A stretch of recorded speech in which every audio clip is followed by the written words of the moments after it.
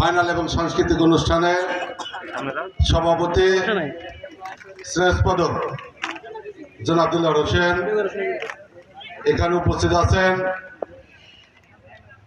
র্যাবে কর্মকর্তা শ্রেষ্ঠপদ আরমান উপস্থিত, সিদ্দিক নেতা পলান সহ আকাব্বর ভাই সহ উপস্থিত, আমার 14 জন পিতৃতুল্যময় মুরব্বিয়ান, সমবয়সী ছোট বড় ভাই বন্ধুরা,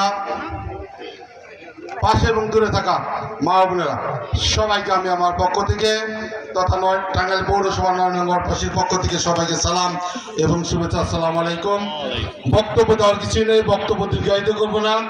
দীর্ঘক্ষণ যাবৎ আজকে যেসব আয়োজক কমিটি সুন্দর একটি আয়োজন করেছে, মাঠ না থাকার কারণে প্রতিবাদ স্বরূপ যে একটি জায়গায় আজকে খেলার আয়োজন করেছে, সেই আয়োজক কমিটিকে আমার হৃদয়ের অন্তঃস্থল থেকে ধন্যবাদ জানাই, অভিনন্দন জানাই। আজকে যারা এখানে 2 দল খেলায় অংশগ্রহণ করেছে, এক দল জিতেছে আর এক দল হেরেছে, কিন্তু খেলায় জয়যুক্ত হয়েছে। এখানে জয়যুক্ত হয়েছে কে? খেলায় জয়যুক্ত হয়েছে। কে জিতলো আর কে হারলো সেটা দেখার বিষয় না। স্পোর্টিং মন মানসিকতা নিয়ে আজকে 2 দল যে সুন্দর আচরণের মাধ্যমে যে খেলার পরিসমাপ্তি করেছে, আম্পায়ার যে সিদ্ধান্ত দিয়েছে, সেই সিদ্ধান্ত যে চূড়ান্ত সিদ্ধান্ত ছিল সেটা তারা মেনে নিয়ে সুন্দর একটি পরিসমাপ্তি করেছে। সেই জন্য 2 দলের খেলোয়াড় এবং কর্মকর্তাদেরকে ধন্যবাদ জানাই, অভিনন্দন জানাই। পরিশেষে আজকের এই আয়োজক কমিটিকে আবারও অভিনন্দন, ধন্যবাদ জানিয়ে তারা উত্তরোত্তর তাদের সমৃদ্ধি কামনা করে ভবিষ্যতে আরো ভালো আয়োজন করবে।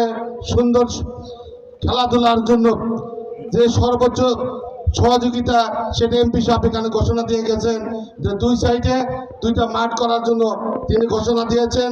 আমরা যদি সকলেই ঐক্যবদ্ধ হই তাহলে ইনশাল্লাহ অবশ্যই মাঠ করা সম্ভব।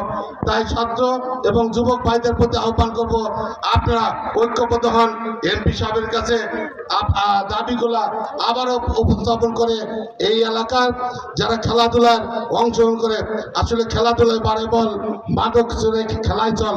আসলে যদি আমরা মাদক ছেড়ে খেলায় যদি অংশগ্রহণ করতে পারি তাহলে আশা করি অবশ্যই এই সমাজ অবশ্যই উন্নত হবে। আর কথা না বেরিয়ে সকলে সুস্বাস্থ্য এবং দীর্ঘায়ু কামনা করে আমি সবার জন্য দোয়া করি, সবাই আমার জন্য দোয়া করবেন। সকলকে ধন্যবাদ। আসসালামু আলাইকুম।